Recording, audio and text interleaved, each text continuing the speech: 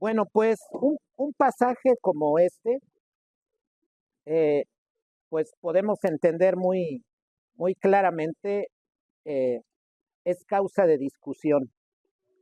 eh, y lo es este pasaje en relación con la esclavitud. Leímos Levítico 25. eh, este pasaje relacionado con la esclavitud y algunas indicaciones que da, naturalmente es muy contrario, es un, es un pasaje que trata de algo opuesto a, a lo que estamos viviendo en nuestros tiempos.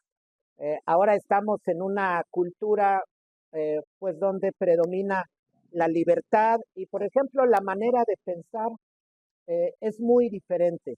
La manera en la que se ve el hombre, en la manera en la que se ve al niño, la manera en que se ve, por ejemplo, el trabajo, la manera en la que se ve, por ejemplo, la responsabilidad, la manera incluso de ver lo que son los pueblos, las naciones, la sangre, y me refiero específicamente en cuanto a la familiaridad. Desde luego que la sangre en un sentido biótico, pues ha cambiado la visión de ella, los avances médicos y demás, pero acá estoy hablando acerca de cómo se eh, veía antes la sangre en cuanto a parentesco, lo que en general es el parentesco, y la manera en la que en nuestros tiempos, por ejemplo, miramos el parentesco.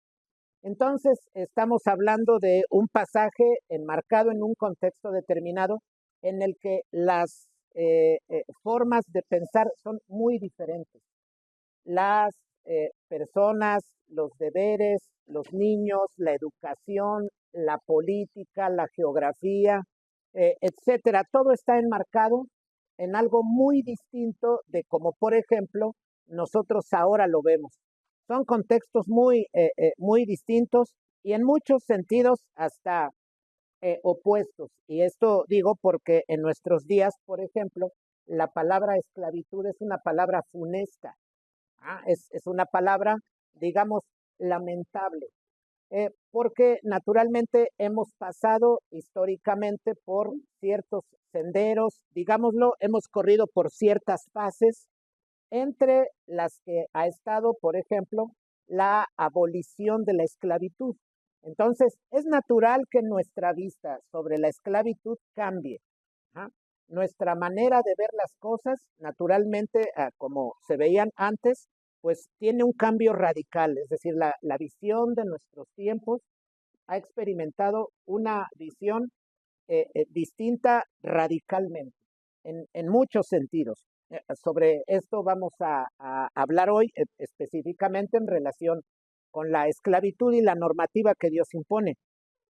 Bueno, pero con ello hay que decir que eh, aunque, por ejemplo, se quiera en algún momento descalificar a la Biblia por lo que ella dice sobre la esclavitud, se debe primeramente pensar en el marco histórico en el que esas palabras se dan, el marco histórico en el que esas palabras se dan, porque es un marco muy diferente. ¿Sí? Tenemos que comprender la situación. Es como cuando se platica con alguien, alguien tiene un problema, por ejemplo, digamos, está llorando, está sufriendo, pero para nosotros entender lo que es su sufrimiento, las razones de por qué le duele determinada situación, tenemos que escucharlo, ¿no? Porque cuando no escuchamos pensamos, bueno, pues ¿cuál puede ser tu problema? ¿No? Pero ya cuando escuchamos decimos, mira, se siente mal por esto, él mira las cosas desde esta perspectiva. Por ejemplo, hay gente para la que, digamos, la lealtad es muy importante y dice, fui desleal a un familiar, ¿no? Por ejemplo, fui desleal en mi trabajo. Para otras personas puede ser algo, pues, no importante. Pues yo dejé mi trabajo, me pasé a otro, ¿no? Otra persona puede decir, por ejemplo, mentí en mi empleo, Y otro dice, bueno, es que mentir es algo común. Las visiones son distintas, ¿no? Claro que eso no hace de la mentira y los pecados algo bueno. Pero aquí estoy hablando de escuchar al otro lo que tiene para poder comprender qué es lo que siente, qué es lo que nos quiere decir y las razones de por qué se encuentra en ese estado, por qué se siente de cierta forma. Bueno, y esto lo digo en conexión con lo que habla la Biblia. La Biblia habla de la esclavitud, la norma, Dios da pautas y demás, que si por ejemplo no escuchamos, si no leemos con detenimiento, entonces no entendemos y simplemente pensamos, como muchos en ese sentido atacan lo que dicen las escrituras, porque piensan, pues la Biblia defiende la esclavitud. Dios se ve casi, dicen, como un monstruo que trata a los extranjeros como perros, como gentes sin ningún valor. Ah, pero en cambio a los israelitas les da un trato especial. Y de pronto pues atacan con las ideas actuales donde no cabe en mente para muchos la opresión, donde no cabe desde luego en mente, por ejemplo, la esclavitud como en muchas formas se llegó a conocer, miran esto y dicen, pues ahí está ese Dios amparando una práctica tan terrible, tan retrógrada, tan contraria. Y se suele eso pensar, pero hemos de ir a la escritura y darnos cuenta de que siempre la escritura dice cosas que son maravillosas. Simplemente, la escritura dice cosas que de pronto no contemplamos. El Señor nos sorprende porque en su palabra habla cosas que son hermosas y no dejamos de sorprendernos. Es como Dios pudo haber dicho esto, pero no lo entendíamos. O bien nos fuimos con la idea de que sustenta un sistema esclavista, duro, férreo, terrible, sustenta un sistema de opresión, de prohibición de toda libertad. Eso es porque no se entiende lo que se está leyendo, no se entiende en su marco contextual, en su contexto, no se hacen distinciones particulares de todo lo que Dios está hablando. Pero cuando nos acercamos así a la lectura fiel de la escritura, nos damos cuenta de que habla de una manera diferente. Bueno, pues tenemos el título del sermón de hoy: ¿Aprueba Dios la esclavitud? Ahora no le pongo un título como el que le hubiera puesto en otras ocasiones, ¿no? La Biblia y la esclavitud, ¿no? Y no suena así llamativo, ¿no? Pero ya con esta pregunta, pues tiene alguna llamada, ¿no? ¿Aprueba Dios la esclavitud? Es el sermón número 58 del artículo 27 de la Segunda Confesión Helvética, nuestra base, Levítico 25, 39 al 55. Y hoy que vamos a hablar de este tema, hasta Dios acompaña esto con un día lluvioso, muy bello. Estamos en un paraíso. Bueno, pues gracias a Dios por todas las cosas. La, la cultura, así, toda cultura, la cultura de cada pueblo, la cultura de cada nación, la cultura de cada imperio de la antigüedad, la cultura de cada reino de la antigüedad, de cada reino, por ejemplo, de la actualidad. En la actualidad sabemos, aún en algunos lugares, pues predomina todavía el reino como gobierno. Eh, la cultura de cada nación, de cada país, de cada imperio, etcétera, se desarrolla con la afectación del pecado eh, en medio de tropiezos y deficiencias. ¿Qué quiero decir con esto? Miren, toda cultura en el mundo, incluida la hebrea, se desarrolla con las deficiencias por el pecado. Es decir, Dios revela a los hebreos su palabra, les da la ley, dice Dios claramente las condiciones, todas las cosas que se deben seguir, pero su pueblo, por causa de la caída, falla. Su pueblo, por causa de la caída, no logra los objetivos divinos.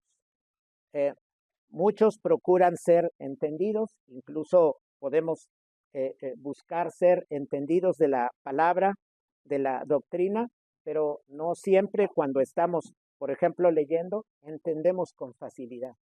O en muchos casos, el pecado, la naturaleza pecaminosa, decimos así, nos gana, ¿sí? Usamos esta frase, y no podemos cumplir en su totalidad el propósito divino, porque el pecado afecta todo.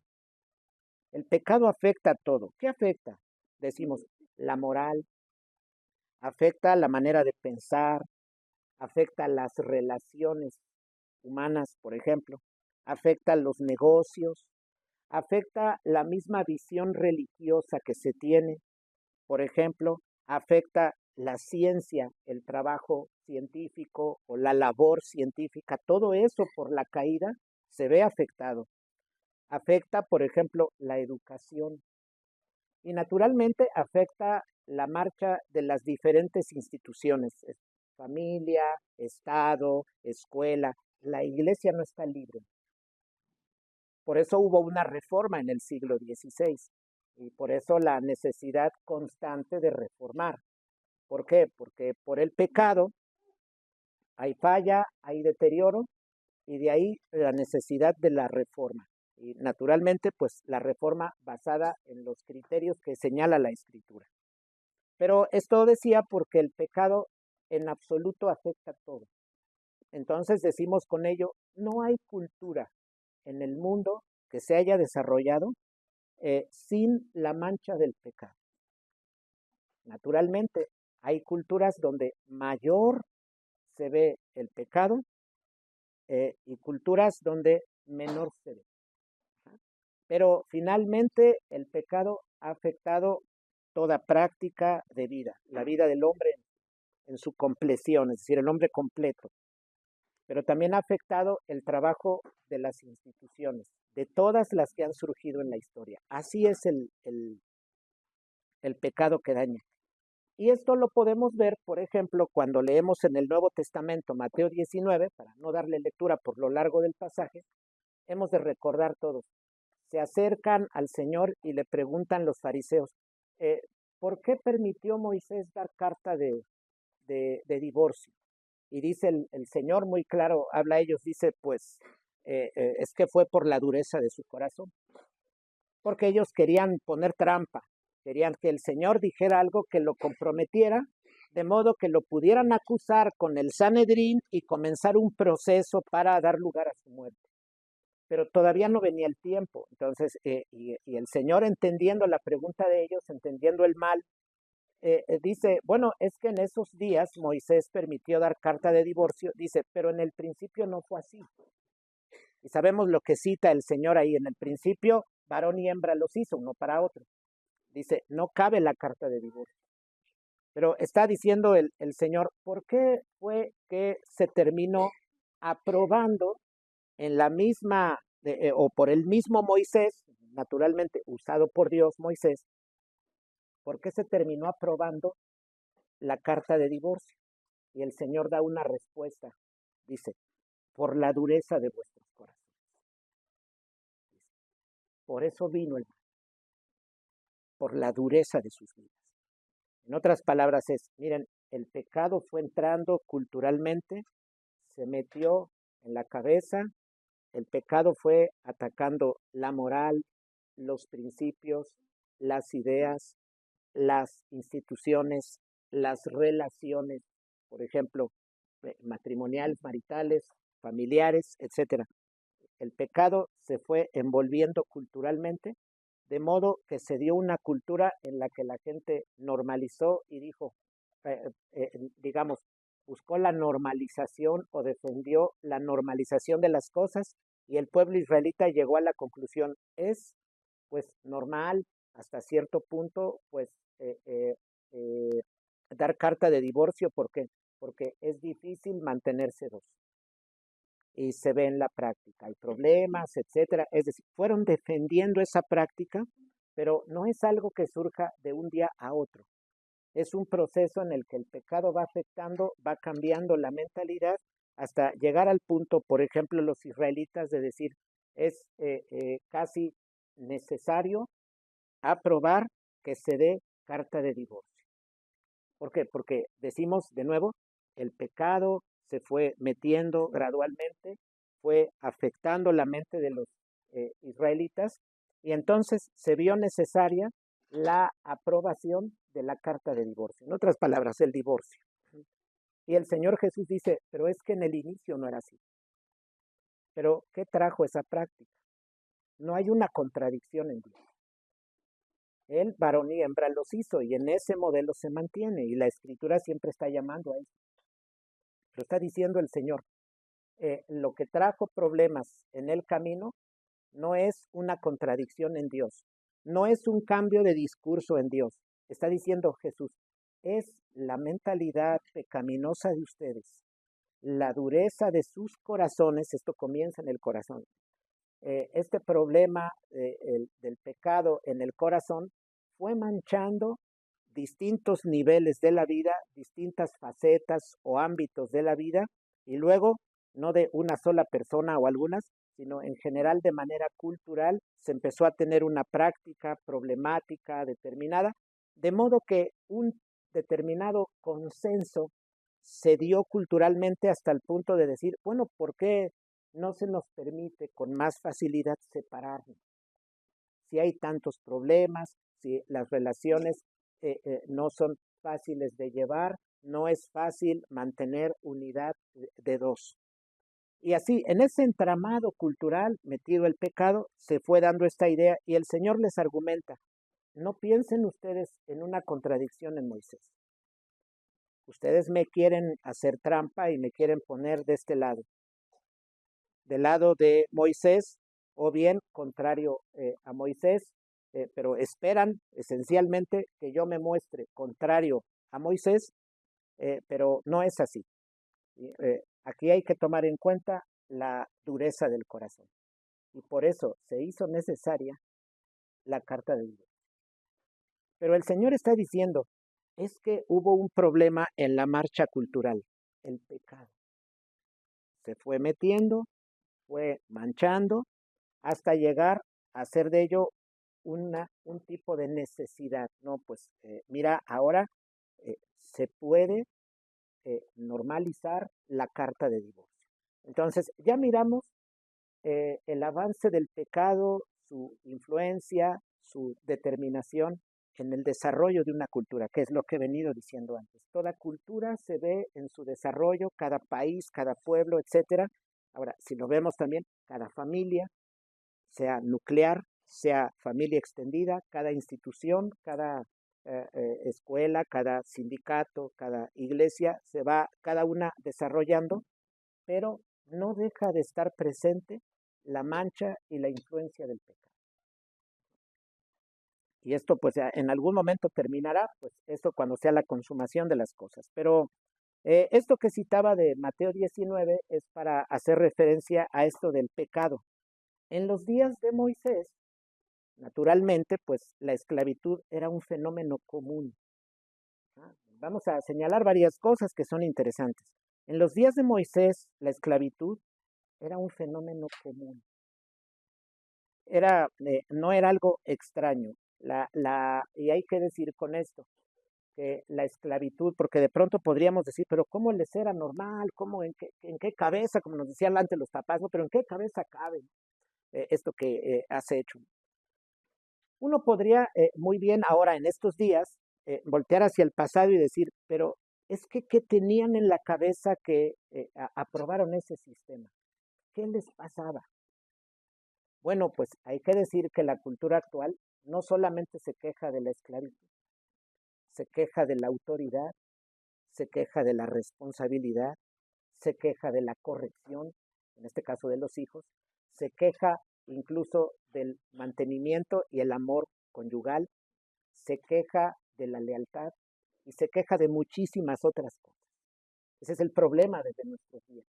¿Ah? Entonces, estamos mirando desde nuestro tiempo aquellos días y hay que decir que la esclavitud era vista de un modo muy diferente de como ahora miramos, porque ahora ya tenemos otros criterios y otras maneras de pensar. y no se puede comprender. Tan solo cuando hablan un hijo actual, jovencito y sus padres, están, parece que hablando de una forma que casi no pueden comunicarse. Son ideas muy diferentes. Más aún cuando hablamos de un adolescente hoy y, por ejemplo, sus abuelos. Nos damos cuenta de un cambio cultural tremendamente grande. Y los abuelos citan, mira, es que en nuestros días no se dejaba esto. En nuestros días esto era así. En nuestros días se nos enseñaba esto. Y de pronto el joven dice, abuelo, no te entiendo. Mira, es que la vida era otra. Y el muchacho hoy no, pues es que, por ejemplo, dice el joven, hoy así nos tratamos con las muchachas. Y los abuelos dicen, no, hijo, en nuestros tiempos ni siquiera nos dejaban verla, por ejemplo. La podíamos ver por la ventana. En algunos casos, por eso había costumbre en algunos lados de mejor robársela, porque parece como que el papá no la quería dar, ¿no? Ajá. Había la impresión como de que hasta que llegara el perfecto, pero pues ¿cuándo? Si también ellos no hacían una muy buena labor con la hija, pues ¿qué les sucedía en muchos casos? Pasaba que el muchacho estaba brincaba por la ventana y ya los dos iban en el caballo. Bueno, los abuelos platican ese tipo de cosas, por ejemplo, bisabuelos con los muchachos actuales, y el joven de hoy dice, no entiendo, tu discurso, tu relato me es raro, me es desconocido, no hay conexión, no lo entiendo. Simplemente el joven no puede entender, tan solo cuando alguien mayor dice, ¿por qué llegas tarde a tus compromisos? En nuestros tiempos se acostumbraba a tal cosa. Bueno, cuando menos llega temprano. Y el joven de hoy dice, ¿pero qué tiene? O el mayor le dice, salte con tiempo. ¿A qué horas tú te sales para llegar a la escuela? Si va a tal hora, me salgo media hora antes. Y dicen los mayores, salte 45 minutos antes. ¿Pero por qué? Tú no sabes qué pueda pasar en el metro, no sabes qué puede pasar en el camino. Y el joven dice, simplemente, no entiendo. Y es un asunto más complejo que solo decir, no comprendo, como analíticamente no comprendo. Es más un asunto, ¿para qué pararme antes? ¿Para qué prever esto o aquello antes? ¿Para qué? No haya sentido el joven, no está entendiendo el relato y la palabra que le está dando su abuelo, por ejemplo. No lo puede comprender. Hay un problema muy grande en la comunicación porque son criterios muy distintos los que allí se están enfrentando. Los criterios que tiene el abuelo son radicalmente diferentes, considerablemente diferentes de los criterios que tiene el joven, el adolescente. Por ejemplo, ahora, hermanos, nos podemos imaginar si entre un nieto y un abuelo la distancia en la comunicación es enorme, salvo los casos de abuelos, ya ven que actualmente hay abuelos que hacen TikTok, bisabuelos que hacen TikTok, y uno diría, pero ¿cómo? Sí, pero no es lo común. Ajá. No es lo común eso, son casos eh, excepcionales. En lo demás, vemos que los abuelos piensan de una manera muy diferente de cómo piensan los nietos, por ejemplo. Si tan solo en él que tiene a su hijo, este tiene a su hijo, y este muchachito no puede ya hablar con el abuelo o hay una distancia comunicativa muy grande, no se pueden casi comunicar, no pueden entender el mensaje uno del otro. Ya nos podemos imaginar, hermanos, hace miles de años, en otra tierra, con otra cultura, con otra geografía, con otra alimentación, con otra manera de pensar, con otros principios, con otra política, con otra economía, con otra sociedad, y sumemos todos los demás elementos, con otra constitución corporal, incluso con otra altura. Todo eso es determinante en el desarrollo de una persona, por ejemplo, y de una cultura en conjunto. Todo eso.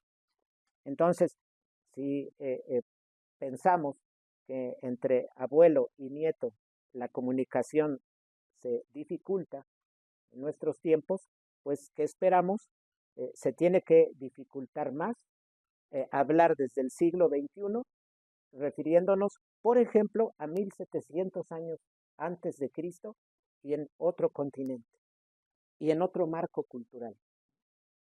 Se hace algo muy difícil, no obstante, no imposible, porque hay algo que, pues, con lo que nosotros contamos y que nos permite ese entendimiento de lo sucedido atrás. Y es la unidad de la revelación. Hay una unidad en la revelación. Entonces eso nos hace pensar de inmediato, aquello que se dijo allá está relacionado con lo que se dijo en los días de Moisés, tiene una relación muy estrecha con lo que se dijo en los días de Salomón. Pero lo que se dijo en los días de Salomón tiene una relación muy estrecha con lo que se dijo en los días del rey Josías. Y eso a su vez también tiene una relación muy estrecha y de unidad con lo que se dijo en los tiempos de Jesús. Y eso luego, a su vez, tiene una relación muy estrecha y de unidad con lo que habló el apóstol San Juan en el final del primer siglo.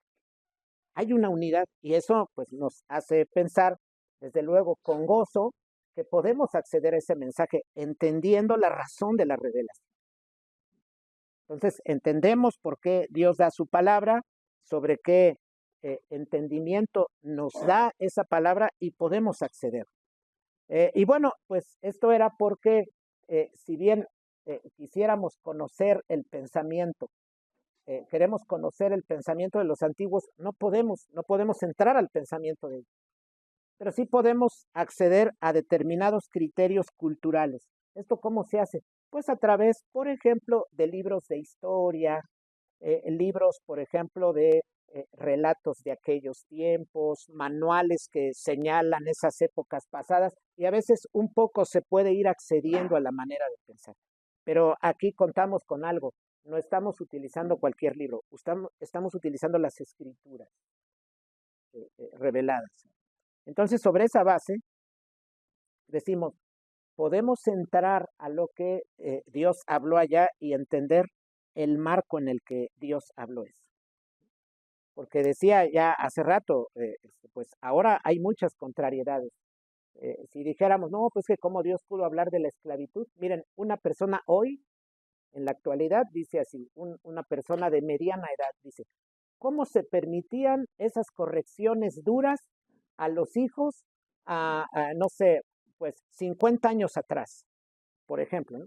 ¿Cómo se podían permitir esas duras correcciones a los hijos 70 años atrás? Alguien hoy le decimos a un joven de secundaria, mira, cuando nosotros éramos jóvenes, cuando éramos niños, los profesores nos castigaban, en muchos casos hasta nos amarraban de una silla y ahí nos empezaban a golpear. Y un niño de hoy dice, qué horror, ¿de qué me estás hablando? Y se imagina él por un momento lo que muchos hoy imaginan. No, las eras de la esclavitud muy terribles, y nosotros simplemente decimos, bueno, si eso hubiera sido así, ya no existiría la humanidad. ¿Cómo seguimos existiendo si todo fue un maltrato, guerras, y ver tantito al esclavo y ver cualquier oportunidad, la menor, para ir y maltratarlo, incluso quitarle la vida, sacarle, por ejemplo, un ojo o algo así, lo que se quiera imaginar? Entonces pensamos de inmediato, bueno, pues, ¿cómo sigue el mundo? Si esas eras antiguas fueron tan terribles, pues simplemente, ¿por qué el mundo sigue? ¿Cómo puede seguir? Se supone que ya se hubieran matado todos, ¿no? Pero decimos, pero resulta que el mundo sigue. ¿Cómo puede ser eso? Y luego nos damos cuenta de algo. ¿Cómo es que si esto es el tiempo de Moisés y este es nuestro tiempo, de aquí para acá han pasado muchos años, muchísimos? Digamos vamos a cerrarlo en unos 3,000 años, 3,500, por ejemplo. Decimos, en 3,500 años nos damos cuenta, se ha escrito novela, se ha escrito filosofía, historia, ciencia, ciencia de todo tipo, biología, arqueología, psicología, ya en tiempos más actuales, pero se ha escrito sobre economía. Tan solo hubo muchos manuales de filosofía, de teología y novelas, incluso cómicas, desde la antigüedad griega. Y pensamos así, ay caray, pues si todos se andaban matando y estaban oprimiendo al esclavo de manera terrible, ¿qué gente como para estar todavía escribiendo novelas? pues quiere decir que la situación no era como se nos pinta en la actualidad, ¿no? La gente podía escribir y también había diversión. Y la gente en todas las eras ha bailado.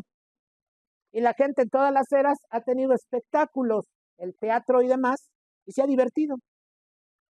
¿Y cómo puede alguien indagar y hacer avances científicos en medio de una cultura donde parece que todos se están matando y que se está acabando con un régimen de esclavitud? Tal se pinta un cuadro en el que tal parece todo es terrible, el sistema esclavista antiguo, como que los amos oprimiendo a los pobres esclavos, matándolos de hambre sin darles nada de comer. Y uno dice, ¿y cómo pudo avanzar la ciencia? Nos imaginaríamos como algún tipo desconectado, algún sujeto ahí desconectado, y como si mirara toda la problemática y él dice, no, yo voy a escribir algo sobre química. No nos imaginamos ese cuadro, ¿no? Más bien nos imaginamos una marcha cultural ordinaria con sus problemas por el pecado, ¿sí? Ciertamente, pero también con mucho desarrollo. Y bueno, y decir con ello que pues a los amos no les convenía a la menor provocación dañar a los esclavos, porque son su mano de trabajo.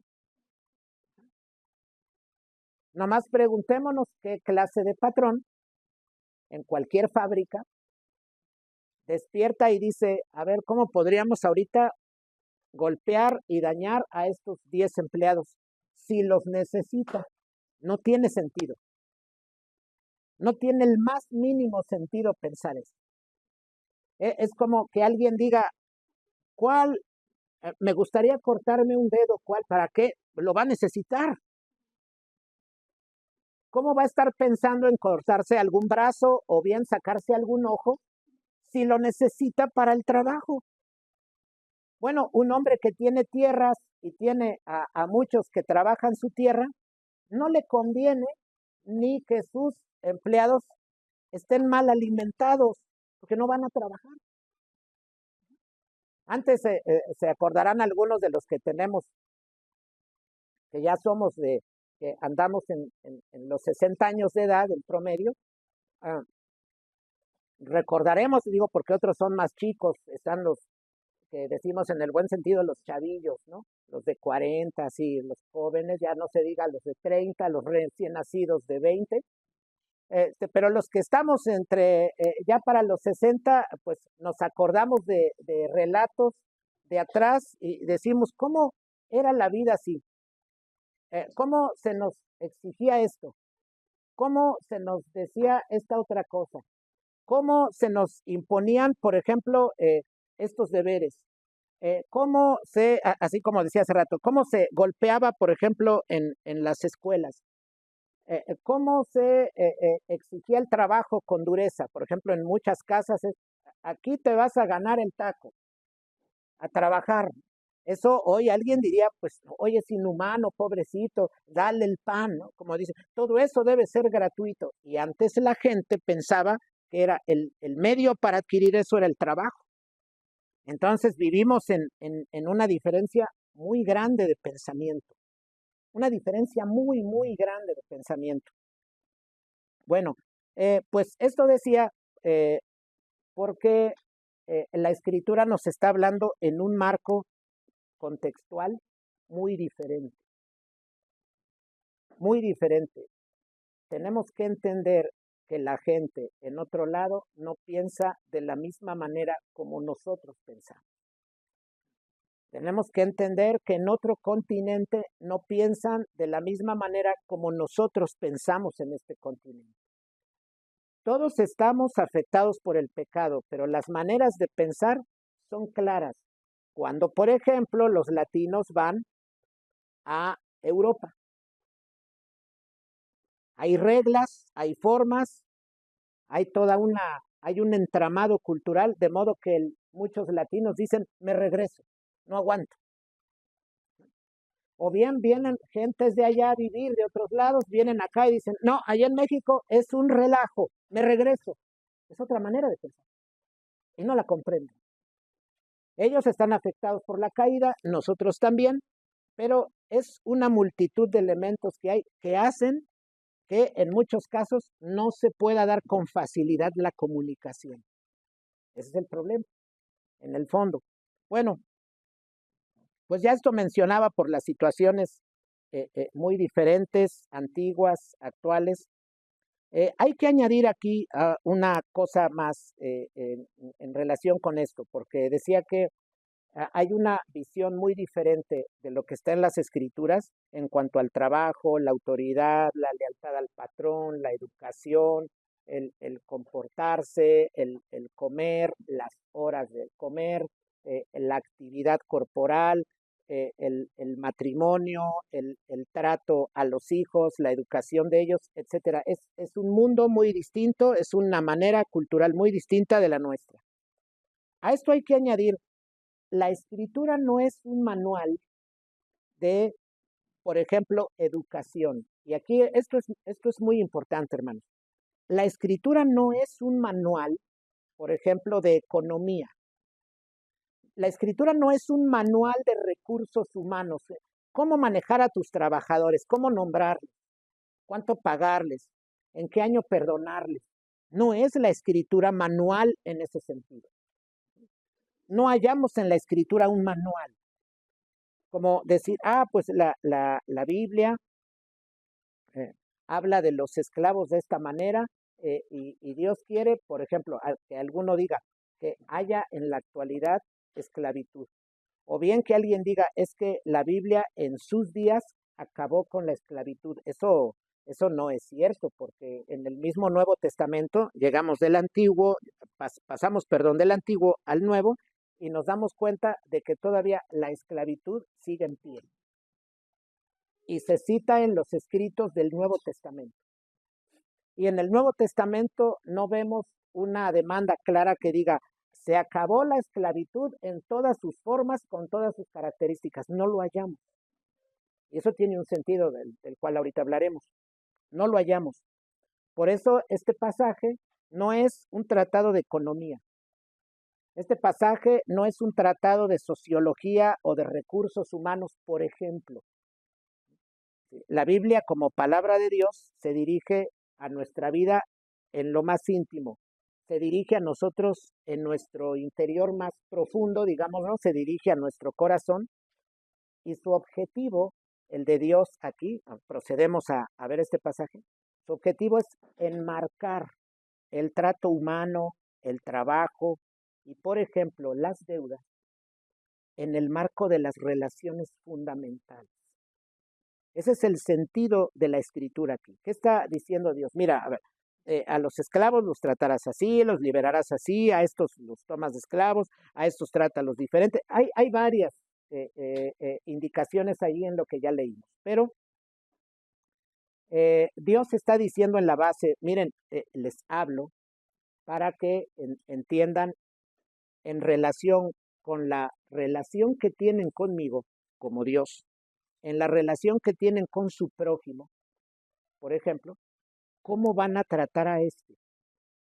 ¿Cómo lo van a tratar, por ejemplo, si es un hebreo mismo el que tiene una deuda con ustedes, o bien si es un extranjero, algún gentil que tenga una deuda con ustedes?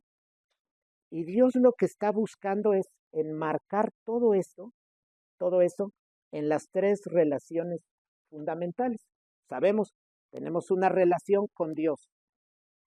La escritura dice, amarás a Dios sobre todas las cosas. Una relación con mi prójimo, al que debo amar como a mí mismo. Y una tercera relación que es con el mundo y es el deber que tenemos de sojuzgar la tierra.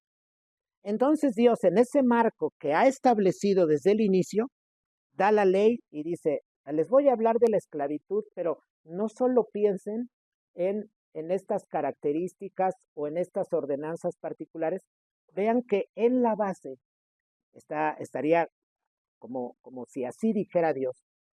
Vean, en la base lo que estoy buscando es que ustedes me amen. Seguido de ello, lo que busco es que ustedes amen y cuiden de su prójimo. Y desde luego con ello que cuiden del mundo. Pero aquí específicamente se trata la cuestión de mi prójimo. Recordamos que ese es el resumen de la ley. Amarás a Dios por sobre todas las cosas y a tu prójimo como a ti mismo.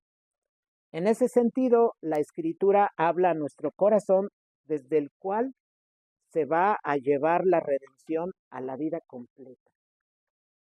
Pero Dios nos habla en lo profundo. Por eso no podemos seguir las indicaciones del Levítico, porque ahora no tenemos esa calidad de esclavitud que había en esos días. Tan solo aquí no tenemos tierras para esclavos. Aquí pues una mayoría va a una empresa, a alguna fábrica, a alguna tienda de autoservicio y allí trabaja. Aquí nadie tiene esclavos. ¿Puede alguien de pronto echar mano de un hermano? Hermano, mira, te pido, tú, ahorita que andas mal económicamente, te pido que, por ejemplo, no sé, limpies mi casa, te voy a pagar algo. Sí, pero eso no tiene que ver con la esclavitud, por ejemplo, que conocemos históricamente. Desde luego que para nada. Alguien de aquí que vaya a un trabajo y él llega diciendo, soy un esclavo. Bueno, eso no, está fuera del contexto.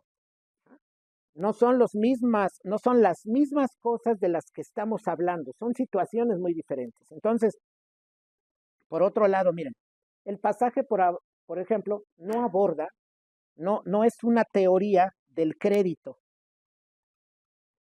Mira, en la Biblia están los planes de cómo te van a pagar la deuda que tienen contigo. No, la escritura no es un manual de crédito. No habla allí de eso. Si alguien dice, pues hay quienes están, por ejemplo, contra los denominados intereses, lo que hacen los bancos. Bueno, hay que decir eso ya en su momento se tratará, pero este pasaje no está hablando de eso. Cuando dice, a tu hermano lo traerás, le ayudarás y no le cobrarás más. Miren, aquí hay una situación muy particular. Este llega con necesidad, viene a mí, yo tengo manera de apoyarlo. Él lo que busca de pronto es trabajo, comida y un techo para sostener a su familia. Aquí de pronto lo ayudo para salir ante su situación. En ese momento él ya irá viendo hacer su guardado, como decimos ahora, y poco a poco levantarse en las necesidades que él tenga y aquello para lo cual le alcance. Así es su limitación. El crédito en la actualidad, pues es, alguien quiere montar un negocio, por ejemplo, un negocio mediano, bien o grande, pues es, desde luego, una institución le presta y dice, ah, sí, pero nos vas a dar un interés porque tú vas a trabajar y vas a ganar. Son situaciones muy diferentes. Pero aquí que quiero resaltar, pues, nuestro asunto ahora no es hablar del crédito ni de la teoría al respecto, sino hablar como Dios está hablando una palabra enmarcada en ámenme a mí por sobre todo y a su prójimo como a ustedes mismos. Entonces, este pasaje no debe, de la esclavitud, no debe separarse, como toda la escritura, no debe separarse de las relaciones fundamentales. Si lo separamos, entonces sí pensamos, ¿cómo pudo haber Dios escrito eso? No conocemos la naturaleza y de pronto se nos hace monstruo. Y es porque no entendemos, porque no estamos escuchando lo que Dios dice. Es natural, pues Dios está normando, ha sacado a su pueblo, Israel, y dice, a ver, a ustedes les quiero dar una identidad. Ustedes van a ser mi pueblo entre los pueblos. Por eso no llama a Dios y dice, a ver, voy a ir a este imperio e intencionadamente de todas estas diferentes culturas voy a tomar a varios para sacarlos. Pueden, para ah, voy a sacar a varios de varias culturas y los voy a hacer mi pueblo, porque ahí ya no se ve distinción.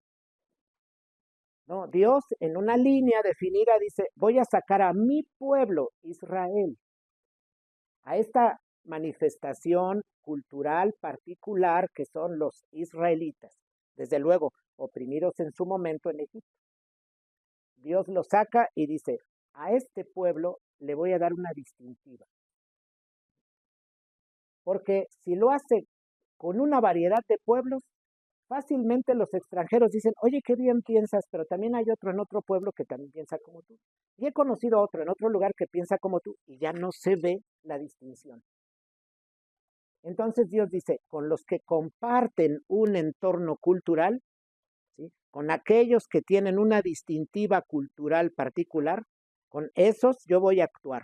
Los voy a sacar, les voy a dar una identidad determinada, les voy a dar la ley y voy a hacer de ellos el pueblo entre los pueblos. De manera que todos podrán voltear y dirán, mira cómo sucede a Israel. Mira cómo sucede a los hebreos. Ya tan solo esa marca la escuchó el faraón. Llega Moisés y le dice, deja salir a mi pueblo. Y Moisés está hablando en nombre, desde luego de Dios, pero en favor de los hebreos. Hay que recordar que no dice Moisés, deja salir a mi pueblo más a los que se quieran pegar. No dice eso Moisés. Él está únicamente incluyendo en su discurso al pueblo. Que ya salieron más y se pegaron, ya fue una situación distinta, pero hay que recordar la normativa bíblica, lo que está escrito, es que Moisés va con Faraón y le dice, deja salir a mi pueblo, a los que son de mi cultura. Deja salir a mis paisanos, como se le diga hoy. Deja salir a mis paisanos específicamente. Alguien se puede añadir, Dios en su grande bondad permitió que extranjeros se añadieran y fueran con Israel en su salida, porque Dios es misericordioso y ahí ya se muestra una apertura divina hacia aquel que no es hebreo. Pero Dios quiere con ello, decía, darle una identidad, digámoslo, una marca particular a su pueblo, porque Él también va a ser de juicio para las naciones. Es como decir Dios a los demás pueblos, ¿han visto lo que he hecho en mi pueblo? ¿Han visto lo que he hecho de mi pueblo? ¿Ven cómo vive mi pueblo? ¿En qué cree mi pueblo? ¿Se dan cuenta de las costumbres de mi pueblo? Ahora en contraste, ¿se dan cuenta de las costumbres y la manera de pensar de ustedes? Israel es juicio para el mundo en su momento. Y eso, ¿cómo se logró? Pues Dios sacando de allá de Egipto a una identidad particular que es la identidad israelita o hebrea, así como dice la misma escritura. Pero ya sabemos quiénes son, que son los hijos de Jacob y las tribus que ya se habían multiplicado para aquel tiempo. Entonces, Dios hace ese llamado. Y en todo ese llamado, Dios quiere normar las relaciones. Y entonces está diciendo Dios, los saqué a ustedes como hebreos. Aquí hay que entender algo. No están en la misma calidad los hebreos, es decir, los israelitas, que los extranjeros. Pensemos en el pueblo salido. Ahora miren, vayamos a esto y veamos si atendemos a las leyes cósmicas que Dios ha puesto, los pasajes se hacen claros. Cuando somos necios y estamos sospechando y creemos en las ideas de libertad actuales, leemos la Biblia y estamos como con un ojo así. No, Dios es como severo, como es muy duro y estamos sospechando. Así no alcanzamos el conocimiento de la Escritura. Es en una apertura del corazón. ¿Qué quieres? En función de qué hablas, ¿qué hay? Miren, está diciendo Dios, saco a mi pueblo, pero Israel, vengan. Y es como ponerlos al frente y decirles, miren, ustedes no están en la misma calidad de estos. ¿Quiénes son estos? Los extranjeros que salieron con los israelitas. Hay que recordar que de ellos se toma esclavo y luego de los hijos indefinidamente. De mis hermanos israelitas, ¿tienen deuda conmigo? Yo los hago mis servidores, pero hay un año de liberación. Entonces recordamos que hay un año en el que le doy la libertad y en lo que se denomina, pues mira, en el séptimo año le das libertad y él ya pagó la deuda que haya tenido, ya trabajó para ti. Adiós deuda, él ya se independiza.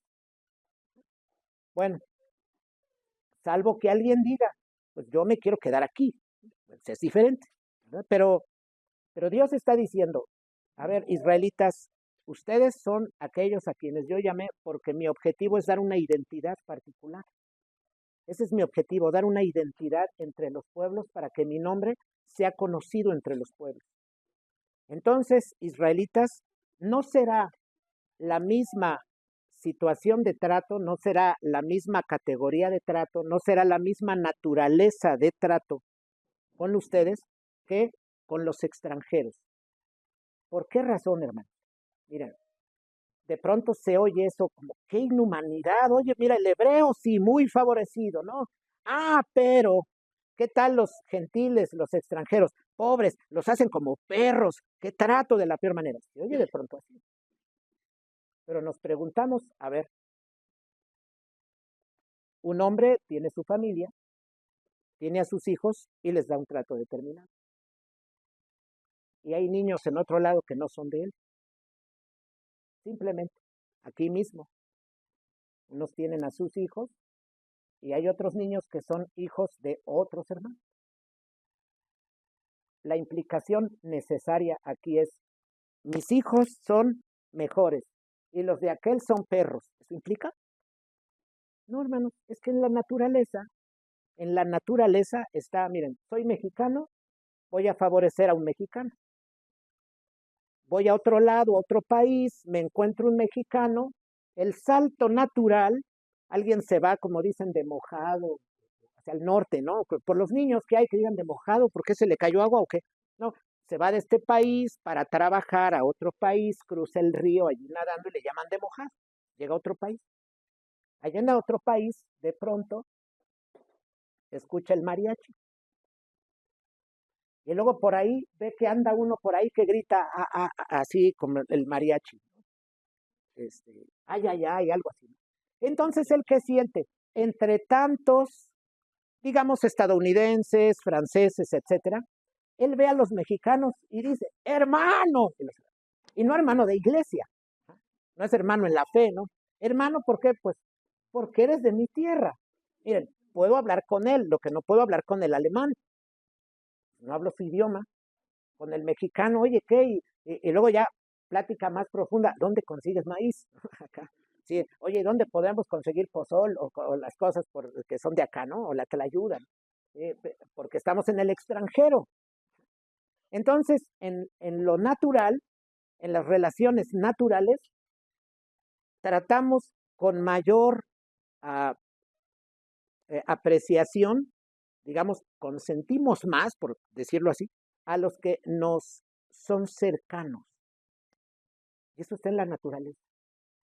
Nada más preguntémonos, a ver, un hombre tiene una empresa, contrata a su hijo, ¿lo tratará igual que a cualquier otro empleado? Sería una locura pensar que sí, ¿no? Pues lo normal es, bueno, pues el otro es su empleado, este es su hijo.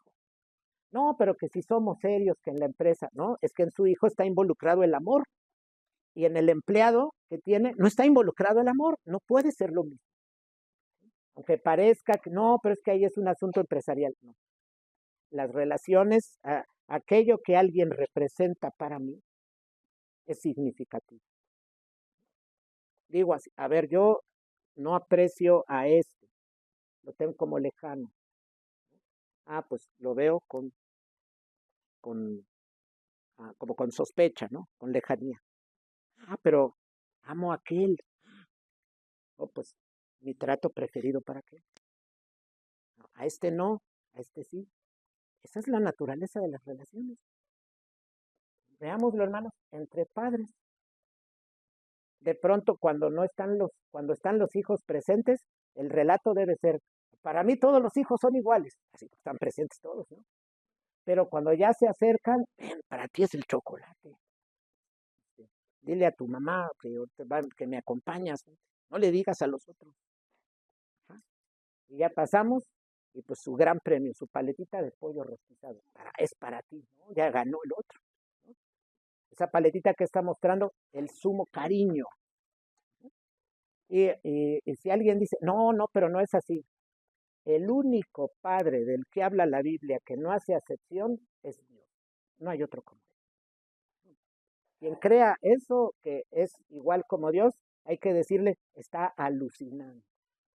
No ha pensado, nunca se ha detenido a pensar en la relación y el valor que cada uno de sus hijos tiene para él. No lo ha pensado, no ha sido responsable pensando en esos detalles. Solo dice, yo amo a todos.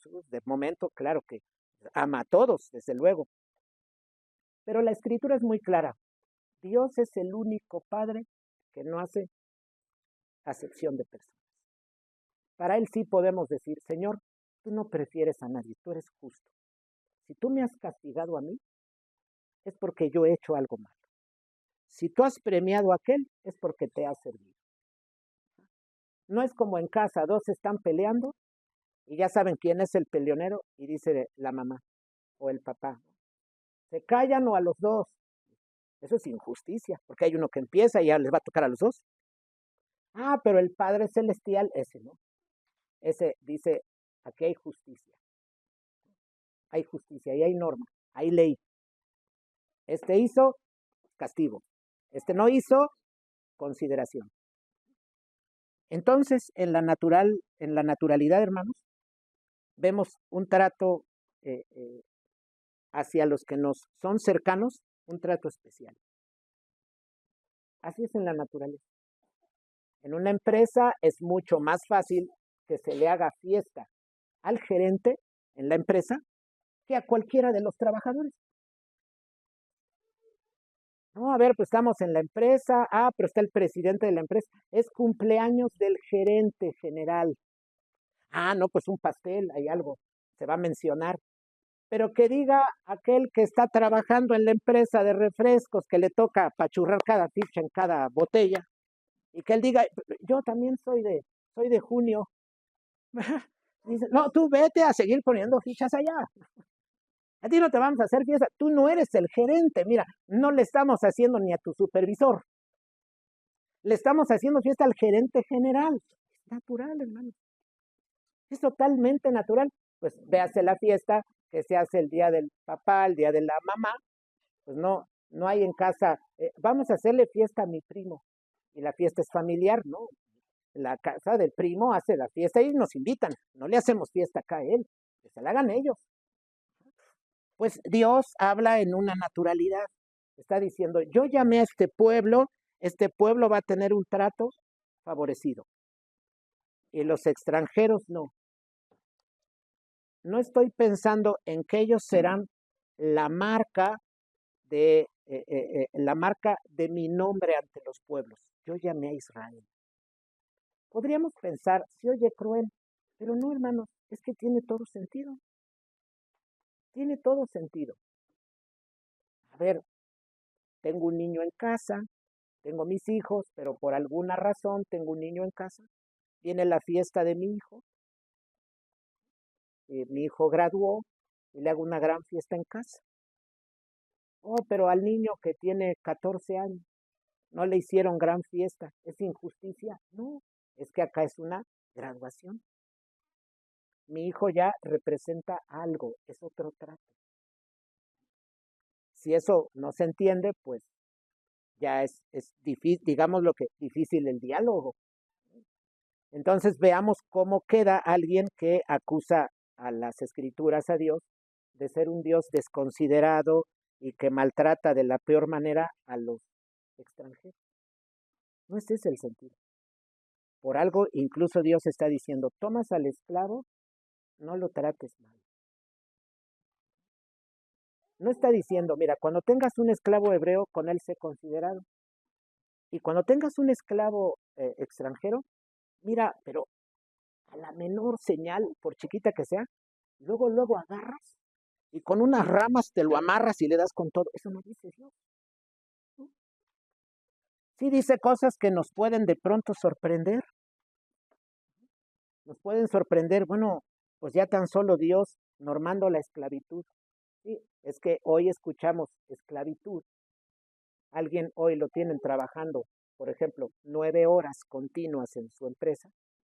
Llega a casa y la esposa dice, tus jefes son muy malos, pobre de ti, amor. Y luego él, va, digamos, como de aquí a Ecatepec a trabajar, le lleva 1 hora y media, y luego 1 hora y media de regreso. Entonces el pobre hombre sale 5 de la mañana, regresa a 12 de la noche, y entonces los medios y la gente asociada a la izquierda, que le dicen, mira, es que el sistema es inhumano, el capitalismo te está acabando, el patrón es un despiadado, y el otro, sí, pobrecito, y llega la esposa, sí, tu jefe es malo, pobre de ti. Meten esa idea. Y en la antigüedad, pues la gente puede ver otra cosa, como decir, por ejemplo, gracias a Dios, siendo esclavo, tendré trabajo para siempre y ni siquiera mis hijos se van a tener que preocupar por un trabajo. Porque acá en nuestros tiempos, cuando se trata de que corren de una empresa alguien que tiene 30, ya la ve difícil. Si lo corren de 35, peor aún. Si lo corren de 45, si lo corren en nuestra edad, 50 y tantos, casi 60, ya uno dice, empieza uno a respirar como con asma, ¿no? ¿Qué voy a hacer? Sí, porque la situación es distinta. Pero en aquellos tiempos la gente puede decir, tenemos trabajo. Pero un pensamiento como ese no se puede entender. Por eso las escrituras no pueden poner en el mismo nivel a los hebreos que a los extranjeros. No se puede, no tiene sentido. En su momento no tiene sentido. Simplemente, hermanos, veamos las divisiones políticas hoy. A ver, aquí somos mexicanos. Acá son de Guatemala. Y el trato no es igual. ¿Quién va a pensar que es lo mismo? Por eso gente que llega a proponer, algunos autores del siglo XX, dicen, hay que eliminar las barreras políticas. Y uno dice, no, ¿qué les pasa? Está muy mal. Ya no va a haber distinción de ningún tipo. ¿Cuál va a ser, por ejemplo, la marca cultural de México? ¿Cuál va a ser la marca cultural de Guatemala? Hay similitudes, pero cada pueblo tiene su marca cultural. Muestra, la ropa no es exactamente la misma. La ropa autóctona o los llamados trajes tradicionales, como sí, lo tradicional, ¿no? La ropa es diferente. La comida es muy diferente. La visión del territorio es muy diferente. ¿Qué marca cultural va a tener México si se eliminan las barreras? No va a tener marca cultural alguna. Y eso sería un grave problema, porque es combinar lo que no se debe combinar. Miren, Dios ha puesto así. Las flores las da en ciertas zonas, animales inicialmente en ciertas zonas, especies relacionadas con un clima y demás. En la comida, pues las hermanas tienen sus especias, puede alguna tener más, otra menos, pero tienen un trastecito con varios. No están cocinando y dicen, no, no, yo pareja, yo de todos los trastes.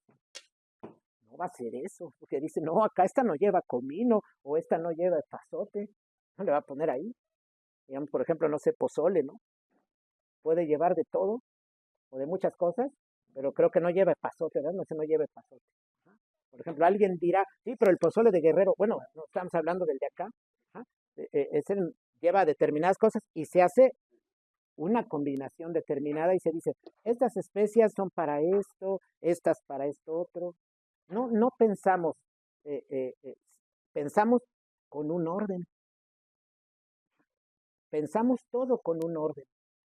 Hacemos distinciones en los sabores. Miren, si yo le digo a alguien, oye, ¿a ti te gustan los ajos?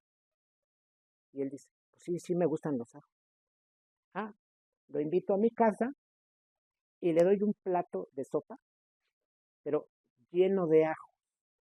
Un plato de sopa lleno de ajo. Hagan de cuenta. Así fritos, todo con su salecita y lo que sea, lleno de ajo. Todos miramos eso y decimos, ¿qué es esto? Porque entendemos, le gusta el ajo, pero el ajo así no se sirve. ¿Se dan cuenta, hermanos?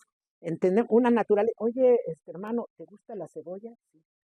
No lo invitamos a casa y le damos un plato de comida pura cebolla en rodajas.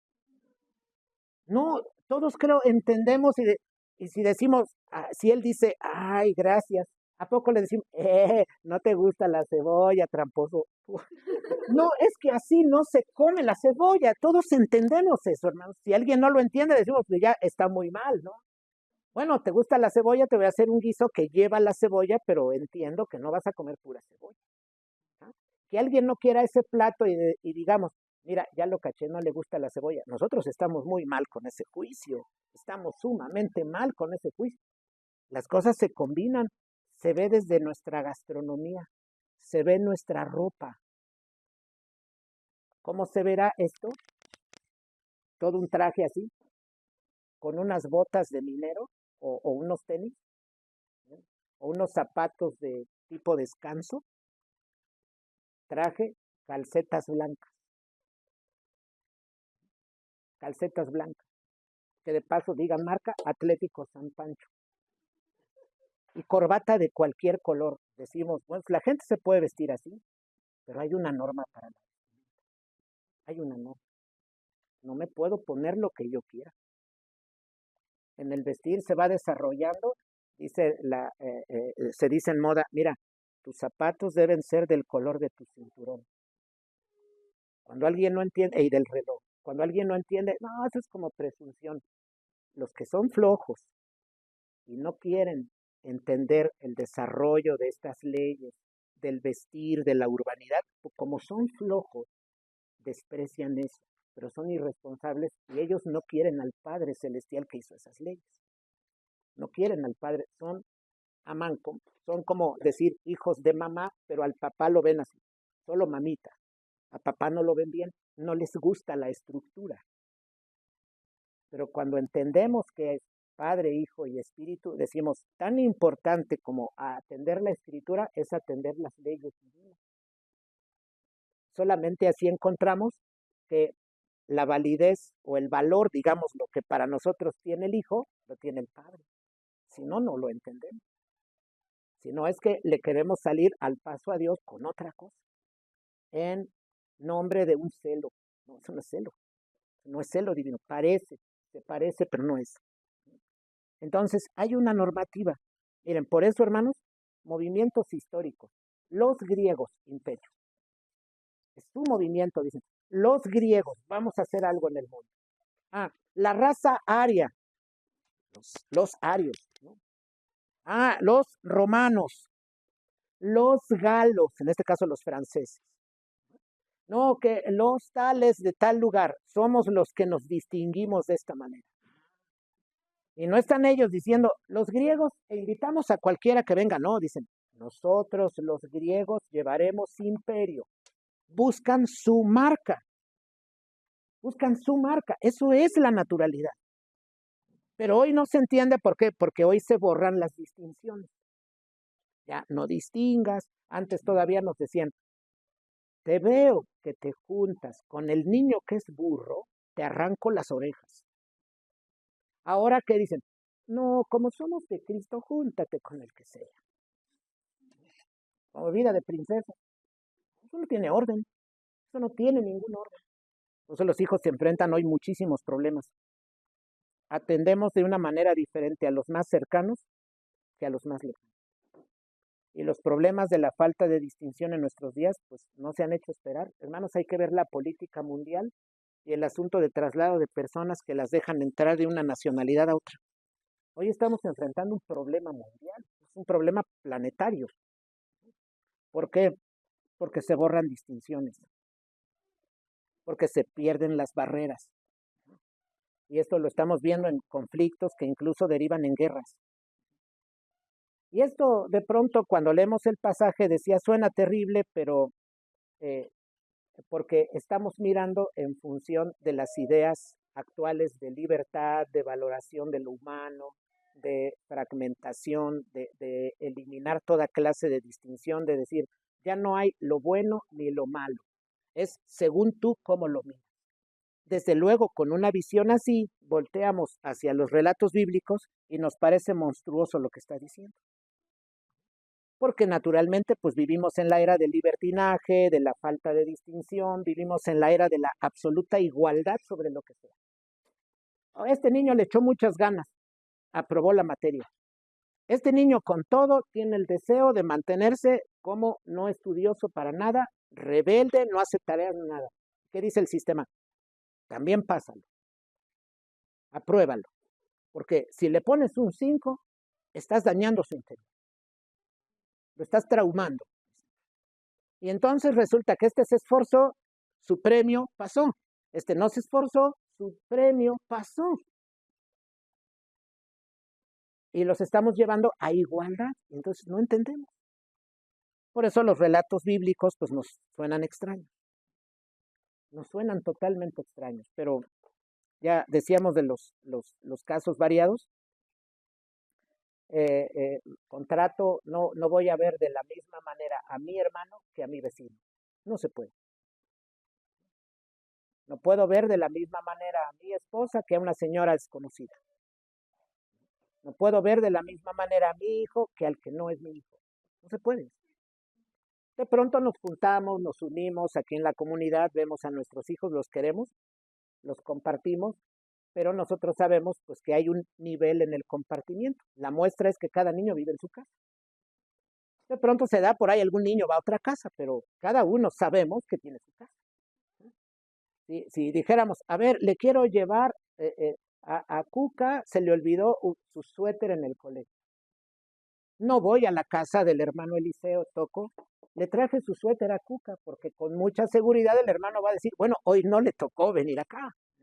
¿Se dan cuenta, hermano? Pues lo vamos a ir a llevar a la casa del hermano Isaac, porque ahí vive el niño. A veces lo prestarán, sí, y se van los niños a otra casa, sí, pero nosotros entendemos claramente que si bien compartimos a los niños, podemos llamar la atención en conjunto porque los amamos, los educamos, pues no van a la escuela pública, aquí los mismos profesores, los hermanos, somos los maestros todos, según cada uno su profesión, de eso da materia, y se enseña. Tenemos algo en común, pero también entendemos pues que hay limitaciones, porque si yo tengo aquí a cualquiera de los niños, al mismo Cuca, y acaba el colegio y le digo así nada más, sin hablar con sus padres, bueno, ya cámbiate, métete a la casa. Pues su mamá va a decir, espere, que le dijo a Isaac, o no me han dicho nada, o pues se va a extrañar. ¿Por qué? Porque no me pertenece como pertenecía a sus padres. Eso es algo natural. Bueno, y esto decía porque aquí pues los formamos y logramos algo distinto con ellos. Pero ¿qué sucede con otros lados? Pues miramos, las divisiones son muy marcadas. Te quiero a ti, eres mi cercano. Aquel no es mi cercano. No tengo relación con él, o poca relación. Por eso no es extraño, hermanos, pensar, yo no voy a dejar que mis seres queridos hagan un trabajo duro. Voy a buscar mejor que mis seres desconocidos, no queridos, hagan ese trabajo duro. No los míos, eso es natural. ¿Quién va a decir que el trabajo duro no le hace, lo haga al que sea, así sea mi madre, mi padre, mi hermano? Nadie piensa así. En la naturalidad, hermanos, protegemos lo que está cerca de nosotros. Incluso hay que decir con ello que la misma cercanía da lugar en muchos momentos a los mayores problemas. Entre más cerca estamos, los pleitos son mayores. ¿Quién pelea más? Entre presbiterianos,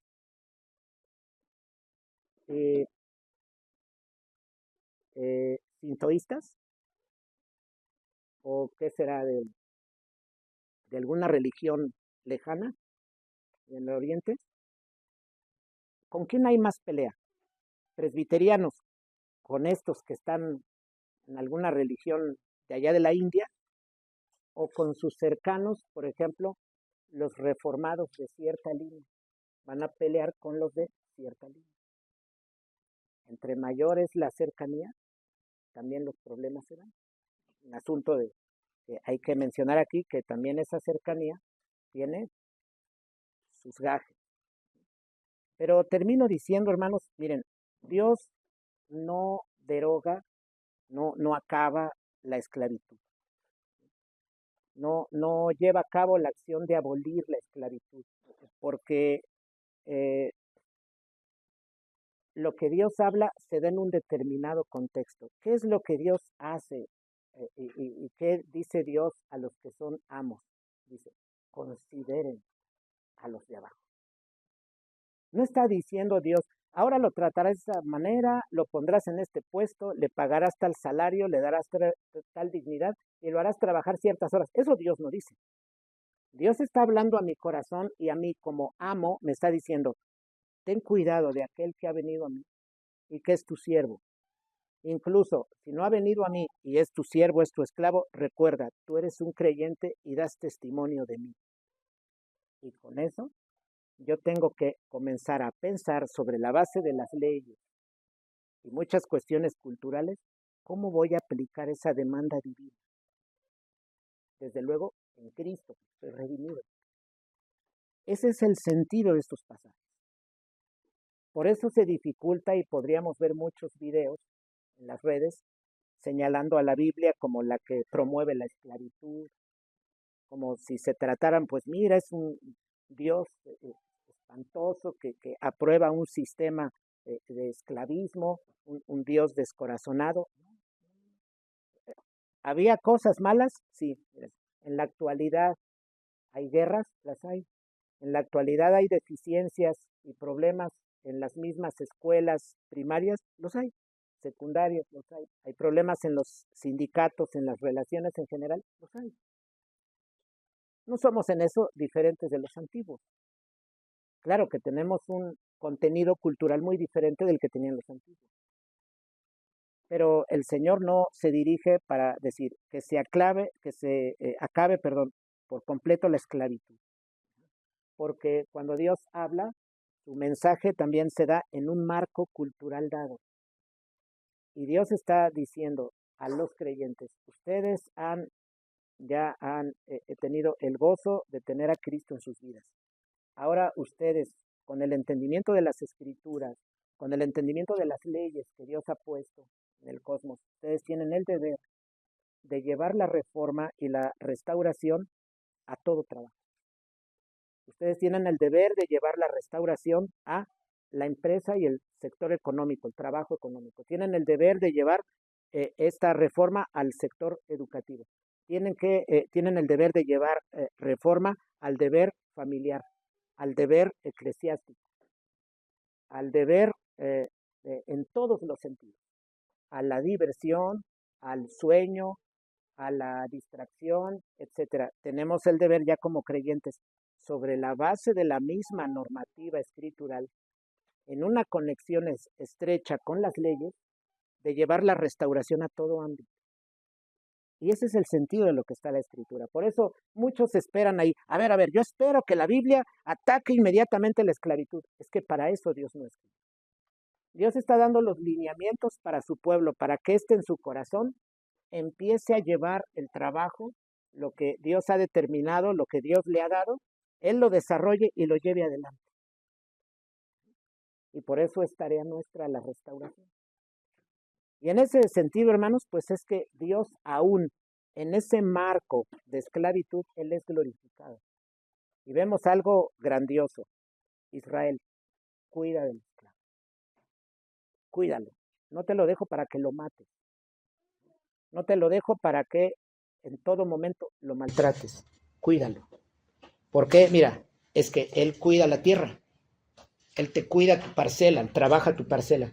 Y yo te he encargado el cuidado del mundo y el dominio de la tierra. Por tanto, Él como herramienta de cuidado de la tierra debe ser cuidado. Porque tú das testimonio de mi nombre alrededor. Que el Señor bendiga su palabra.